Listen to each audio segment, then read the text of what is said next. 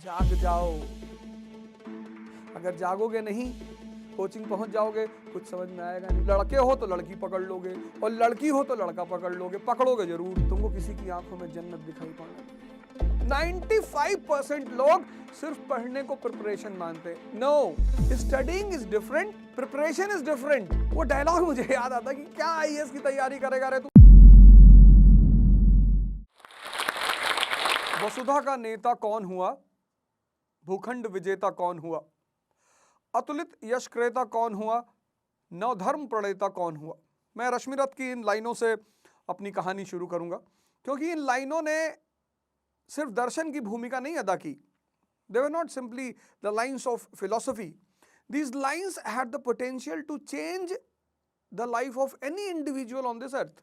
हर आदमी एक एम्बिशन लेकर पैदा होता है, या पैदा नहीं भी हुआ तो समय के साथ उस एम्बिशन को वो पैदा करता है, या ना भी कर पाए तो समाज उसे एम्बिशन देता है। कम से कम पेरेंट्स कहते हैं मेरा राजा बेटा। मतलब बच्चा अगर रिक्शे वाले के घर में भी पैदा हुआ तो मां तो उसको राजा ही बोलेगी। यानी हर फैमिली में या तो एम्बिशन आपको नेचुरल मिला है, या आपको समाज ने दिया है, या आप अपने घर से ही इंस्पायर्ड हैं। तो ये जो लाइनें हैं चार, वो ये पूछ रही हैं कि तुम्हें पता है कि वसुधा का, इस धरती का नेता कौन हुआ? तुम्हें पता है कि भूखंड विजेता मतलब किसने जमीनों को जीता? अलेक्जेंडर, अशोक। अतुलित यश क्रेता, इतना यश, इतना सम्मान, जैसे श्री कृष्ण। नवधर्म प्रणेता, किसने नए धर्मों को चलाया? कौन थे वो लोग जिन्होंने ये सारे काम किए? तो अगली लाइन में वो बोलता है जिसने न कभी आराम किया, विघ्नों में रहकर काम किया। जिसने न कभी आराम किया, विघ्न। हम सब भागते हैं, कोई हमारा हाथ देखता है और उसने कह दिया तुम्हारी लाइफ में बहुत संघर्ष है, आप टेंशन में आ गए कि अच्छा बाबा जी, तो संघर्ष तो मोदी जी की भी जिंदगी में है ना। 2 बार प्राइम मिनिस्टर बन चुके हैं, तीसरी बार बनने जा रहे हैं। संघर्ष नहीं है। हमने संघर्ष शब्द को बहुत नेगेटिवली ले लिया। दंगल मूवी का एक बड़ा प्यारा गाना, मां के पेट से मरघट तक है तेरी कहानी, दंगल दंगल।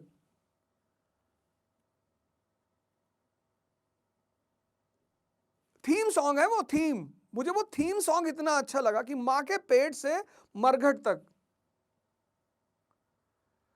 तो संघर्ष जो है वो जीवन का एक अहम हिस्सा है।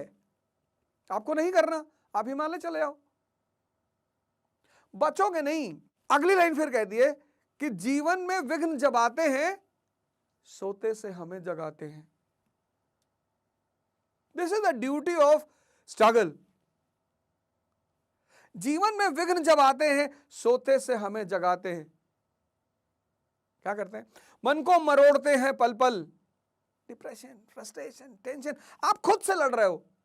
आप आईएएस की तैयारी कर रहे हो, उसमें डेली मिनिमम 7 घंटा पढ़ना है, मिनिमम। और दूसरी सबसे खतरनाक बात, मिनिमम 7 घंटा पढ़ना है, ये बड़ी बात नहीं है, 365 दिन पढ़ना है। जैसे ग्रेजुएशन में तुम थे, तो ग्रेजुएशन में क्या था? तुम्हारा एग्जाम डेट आ गया।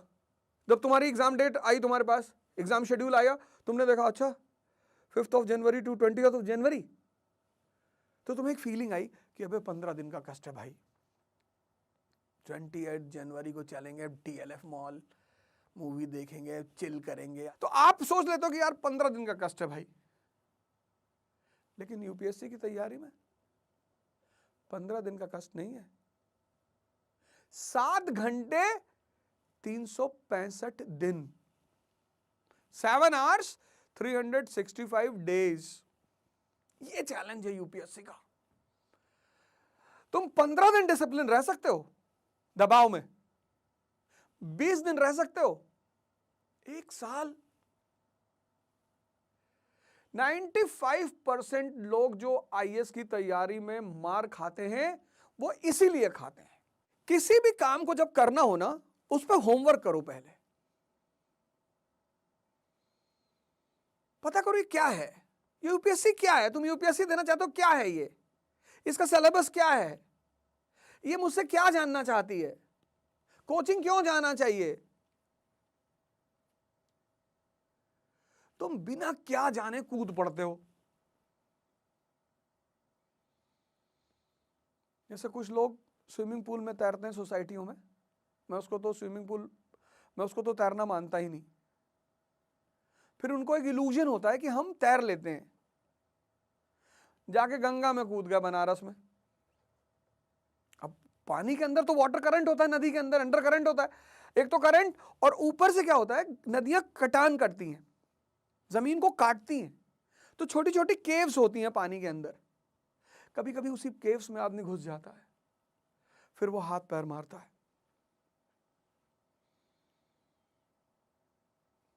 और ज्यादातर लोग हाथ पैर मार के मर जाते हैं।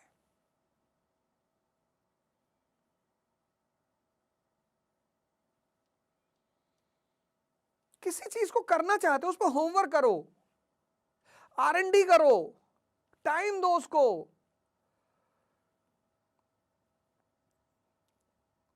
सिविल सर्विस एग्जामिनेशन भारत का एक ऐसा एग्जामिनेशन है जिसको एक ऐसा वर्ग चाहिए, एक ऐसा क्लास चाहिए जिसको प्रैक्टिकल यूटिलिटी ऑफ सब्जेक्ट्स पता हो, थ्योरेटिकल नहीं, practical.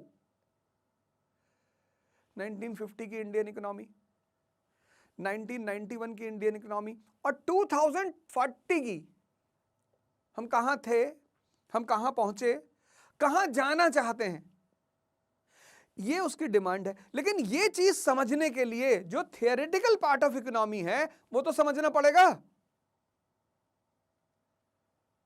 Studying is different, preparation is different. Studying का मतलब आपने नेशनल इनकम चैप्टर को तैयार किया, दैट इज स्टडीइंग। आपको पता चला जीडीपी क्या है, आपको पता चला जीएनपी क्या है, आपको पता चला एनडीपी क्या है, ये सब आपको पता चला, ये स्टडीइंग है, फर्स्ट पार्ट। सेकेंड पार्ट ये है कि आपको ये पता चला कि 1950 में इंडिया की जीडीपी क्या थी, कहां कहां से आती थी,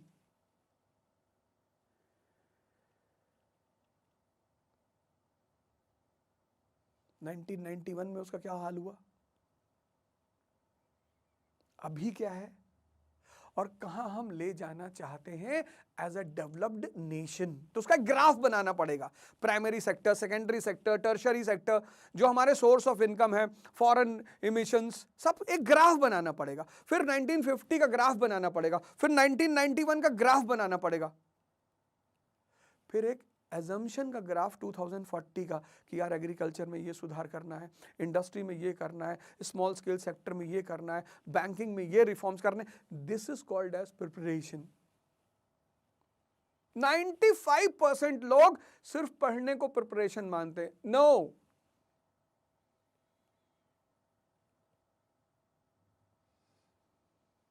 जीवन में विघ्न जब आते हैं सोते से हमें जगाते हैं। तुमने आईएएस की तैयारी शुरू की, एक चैलेंज ले लिया तुमने, अब तुम जाग गए, मन को झंझोड़ते हैं पल पल, घूम रहे हो राजेंद्र नगर में, सर न्यूज़पेपर कैसे पढ़े सर। अब तुम दैनिक जागरण न्यूज़पेपर पढ़ के आए हो यूपी से, उसकी फ्रंट पेज की खबर है 5 बच्चों की मां प्रेमी के साथ फरार। अब वो पढ़ के जब तुम आए और तुमने फिर यहां पढ़ा कि Ukraine under crisis, NATO will take strict action. अब तुमको लगा नाटो ये क्या है। जिसको नाटो नहीं पता आज की दुनिया में, वो क्या न्यूज़पेपर पढ़ेगा। एक पिक्चर थी ना हेरा फेरी, तो उसमें परेश रावल को गुंडे गाड़ी में छोड़ के अकेले जा रहे होते हैं, बुलाता है वो, कहता गाड़ी बंद कर दो बाहर से, क्या गुंडा बनेगा रे तू। वो डायलॉग मुझे याद आता है कि क्या आईएएस की तैयारी करेगा रे तू। लेकिन कोई बात नहीं, कोई बात नहीं, तुम्हारा बेसिक्स नहीं है ना, बना लो। पहला पॉइंट अपनी डायरी में लिखो कि whosoever wants to prepare for IAS should have basics।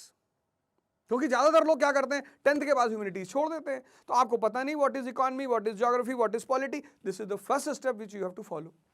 Basics, economy का क्या रोल है लाइफ में, ज्योग्राफी का क्या रोल है लाइफ में, हिस्ट्री का क्या रोल है लाइफ में। India is a country of unity in diversity. If Ashok can handle it, if Akbar can handle it, why not the present government of India?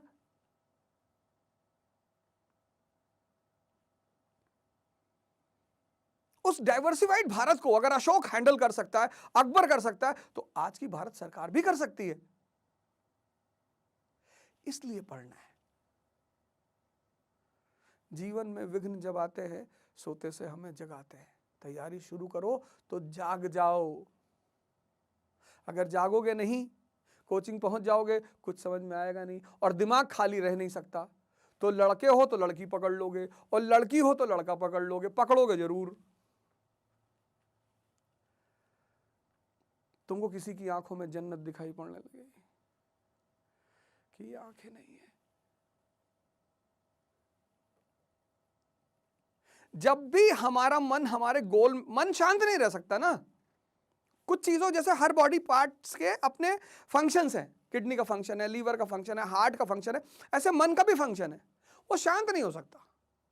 या तो कोमा में शांत होगा, या तो मरने पे शांत होगा, परमानेंट शांत हो जाएगा।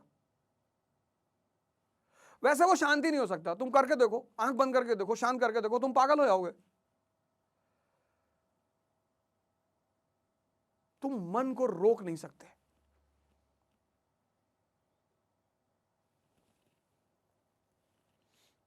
हालांकि एक तरीका है रोकने का, सांस, पर वो दूसरा मुद्दा, बाद में बात करेंगे।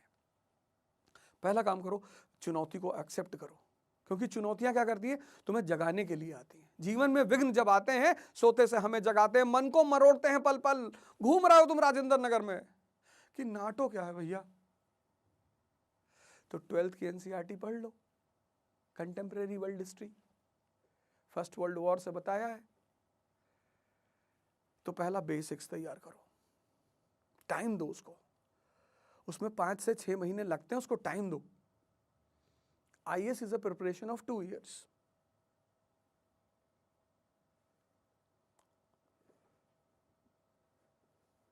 मन को झंझोड़ते हैं पल पल, तन को, मन को मरोड़ते हैं पल पल, तन को झंझोड़ते। नींद नहीं आएगी तुम्हें।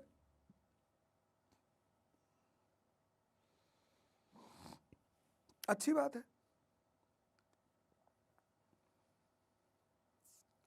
अब तुम अगर ये सब चीजें खुद से नहीं कर पा रहे हो और एक अच्छी गाइडेंस चाहते हो, किसी कोचिंग को पकड़ लो। कोचिंग सारी अच्छी होती है इस दुनिया में, सारे टीचर अच्छे होते हैं, सारी कोचिंग अच्छी होती है। तुम किससे क्या ले सकते हो ये तुम पे डिपेंड करता है। महमूद गजनी मकड़े से सीख लेता है। मकड़ा जाला बनाते बनाते गिर रहा है, फिर उठ रहा है, फिर गिर रहा है, फिर उठ रहा है, फाइनली वो जाला बना ही लेता है। वो उससे सीख ले रहा है। सीखना is a art, learning is a art.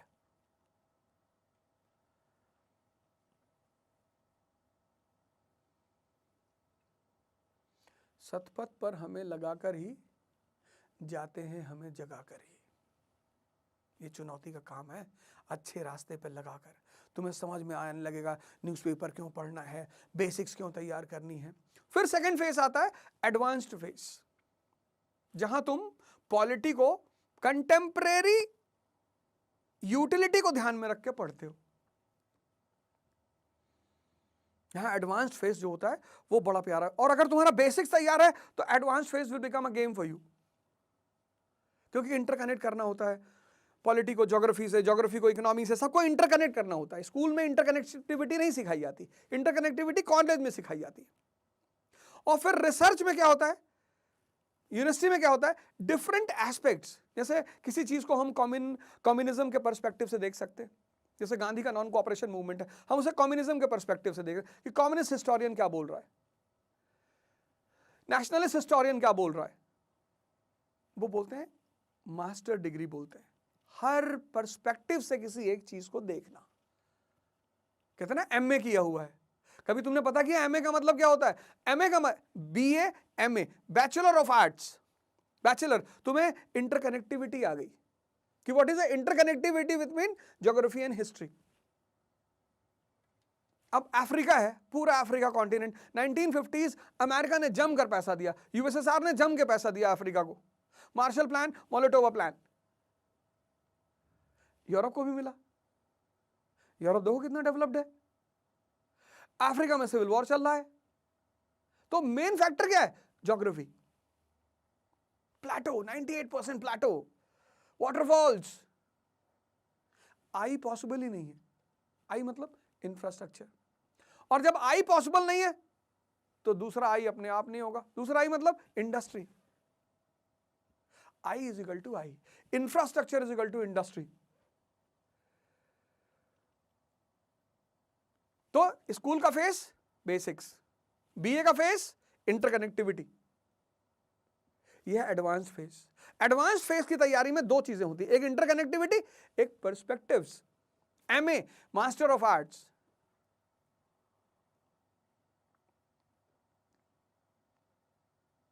ये मेंस का फेस होता है। कोचिंग के साथ चलो, 10 महीने की कोचिंग है ना, class work homework, class work homework, class में खत्म हुआ नेशनल इनकम, तुम घर पे आओ यहां हजम करो। तुम ये करते ही नहीं, तुम होमवर्क करते ही नहीं। फर्स्ट फेज बेसिक्स, कितना time? 4 to 6 months, nothing to worry. और जितने लोग क्लास 12 पास आउट हैं, वो अगर ये काम वहीं से शुरू करते हैं फर्स्ट ईयर से, जिनका ड्रीम है आईएएस, नहीं है तो कोई बात नहीं, सेकंड फेज। तो जब तुम कोचिंग आते हो तो तुम्हें ऑरा मिलता है, एटमॉस्फेयर मिलता है, संगत मिलती है, एक्सपीरियंस टीचर्स मिलते हैं। अब तो तुम्हारे पास एक अच्छा ऑप्शन है ऑनलाइन। जिसकी भी पढ़ाई उसके घर में हो सकती है, वो कृपया करके बाहर ना निकले। घर में हो सकती है तो, ये कंडीशन है, उस पर स्टार लगा हुआ है। 199 में पूरे साल इनकमिंग रहेगी, 4 GB डाटा रहेगा, लेकिन स्टार लगा हुआ, कंडीशन है। जिनकी घर में पढ़ाई नहीं हो पा रही है, नहीं पढ़ पा रहे हैं और बाहर आ सकते हैं, वो बाहर आए। तो पहला काम R&D करना है, दूसरा काम बेसिक्स तैयार करना है, तीसरा एडवांस फेज की तैयारी करनी है, और चौथा प्रैक्टिस। कम से कम 8 महीना मिनिमम तुम प्रैक्टिस को दो। प्रीलिम्स के 100 क्वेश्चन डेली करो। 1 महीने में कितने हुए? 3000। 10 महीने में कितने हुए? 30,000। 30,000 क्वेश्चन ऑफ प्रीलिम्स। उसके बाहर से कहां से पूछेगा? पर डे कम से कम 2 क्वेश्चन मेंस के लिखो। 1 महीने में कितने हुए? 60। 10 महीने में कितने हुए? 600। जब तुम 50वां क्वेश्चन क्रॉस करोगे ना, तुम्हारी टाइमिंग, तुम्हारा एक्सप्रेशन, तुम्हारी वर्ड लिमिट सब तुम्हारे कब्जे में आनी शुरू हो जाएगी। वही जैसे तुम साइकिल चलाना सीखे थे, तो पहले दिन लेकर भागे थे किसी तरह बैलेंस कर लें। पढ़ाई किसकी होती है पहले फेज में? मेंस की। What is mains? Fact cum concept. Prelims की कोई पढ़ाई नहीं होती, प्रिपरेशन होती है मेंस की। What is prelims? Examination of rejection. 10 lakh लोग फॉर्म भर दिए, अब सबका आंसर थोड़ी चेक कर सकते हैं, तो 9,90,000 लोगों को निकालना है, तो प्रीलिम्स। तो जो मेंस के टॉपिक्स है ना, उनसे क्वेश्चन फॉर्म किए जाते हैं, उनके कॉन्सेप्ट से क्वेश्चन फ्रेम होते हैं, उनके फैक्ट से क्वेश्चन फ्रेम होते हैं। What is mains? Concept cum facts with all perspectives, this is mains. तो प्रिपरेशन कहां से शुरू होगी? मेंस से। What is mains? Prelim, concept cum facts. फिर prelims is a practice, 100 question per day, it's a practice. तुम जितना prelims की प्रैक्टिस करते जाओगे, उतने तुम्हारे सफल होने की संभावनाएं बढ़ती चली जाएंगी। प्रैक्टिस के सिवा प्रीलिम्स को चाहिए नहीं। Third is interview, your inner view. तुमको कोई सिचुएशन में डाल दिया क्वेश्चन से तुम बैठे हो, तुमसे पूछ लिया कि यार तुम्हारे 4 दोस्त तुम्हारे साथ बैठे हुए हैं और तुम्हारी बहन आ गई ड्राइंग रूम में, कपड़ा नहीं पहने हुई है, नंगे है, फिर क्या करोगे? तुमने कहा सर 1 साल की बच्ची है, गोद में उठा के जाके कपड़े पहना देंगे। यह है इंटरव्यू, इनर व्यू। तुम्हें किसी सिचुएशन में डालना और फिर तुम्हारा रिएक्शन देखना, फिर तुम्हारा ओपिनियन देखना, ऐड करना है अपनी पर्सनैलिटी में। ध्यान को ऐड कर लो, योगा को ऐड कर लो, एक्सरसाइज को ऐड कर लो, आज रीडिंग को ऐड कर लो। बाबर का एक बड़ा फेमस स्टेटमेंट है, सरायपुल के युद्ध हार गया 1504 में, सेंट्रल एशिया उसके हाथ से निकल गया। उसके दोस्तों ने कहा अब क्या करेंगे? उसने कहा पहले तो भगवान का शुक्रिया अदा करेंगे। बोला क्यों? हारने के बाद शुक्रिया? हाँ बोले बिल्कुल। बोला क्यों? तो उसने लाइनें कही बड़ी प्यारी सी, क्या हुआ जो मैदान हार गए, अभी सब कुछ नहीं हारे। क्या हुआ जो मैदान हार गए, अभी सब कुछ नहीं हारे। क्या नहीं हारे? वो अदम्य साहस और इच्छा शक्ति जो सर झुकाने और सजदा करने को तैयार नहीं। What thou the field be lost, everything is not lost. The unconquerable will and the courage never to submit and yield. तुम किसी भी महान आदमी को देखोगे ना, उसके जीवन में तुम्हें कुछ एक्स्ट्रा ऑर्डिनरी चीजें दिखाई पड़ेंगी कि आदमी ये करता था, और फिर तुम्हारा भी कन्वर्जन हो जाएगा, और फिर तुम किसी जो स्टॉक्स में खड़े होकर ये सब बातें बता रहे होगे।